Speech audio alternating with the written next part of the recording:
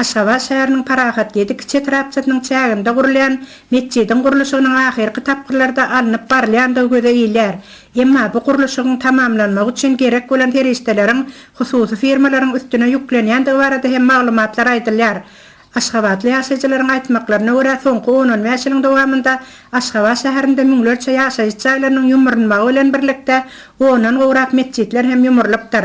Şäherde häzir Hitrowka raýonundaky Hoca Ahmet ýasaw köçeniň ugrundaky Azatlyk metjidi, Atamrat Niýazow köçeniň gündogry bölegindäki Osman metjidi, Köşe metjidi hem-de Şewçenka köçetindäki metjidlerden başga metjid galmandyr. Bar bolan metjidler ol ýere barýan adamlaryň metjide girip namaz okumaklar üçin darlyk edýär.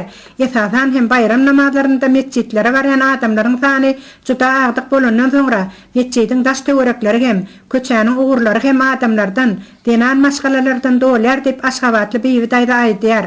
Ozal kıymırlan metjidleriň öwedine Parahat 7-de bir metjid gurulmaga başlandy. Ýöne onuň gurluşygyna döwlet tarapyndan gerekçe terişde göý berilmeýäni meňleýär.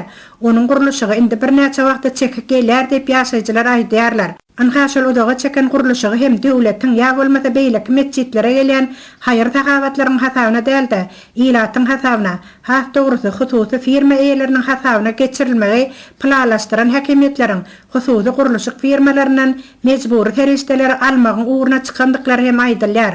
Hususy firmalaryň biriniň ýolbaşçysynyň aýtmagyna görä, her bir hususy firma onuň aýlawyna görä salgys salynıp, häkimlikler tarapyndan bellenen meçherdäki serişdäniň yrsalbanykda metjidiň hasabyna geçirilmegi talap edilýär. Görnüşine görä firmalaryň hasabyna metjidiň gurluşygyny tamamlamak gözeňinde tutulana meňleýär diýip hususy bir firmanyň ýolbaşçysy aýdýar. Her kim haýyr tagawat diýip öz islegi bilen hem metjidiň guruluşygy bolsun, maýyplar öýü bolsun, ýetimler öýü bolsun, öz gurbunyň etdiginden kömek edip gelinýär. Emma soňky talaplar mejbur talaplar bolup, firmalardan herişde talap edilmegi bu bir kada kanuna sygmaýan zat diýip ol dowam edýär.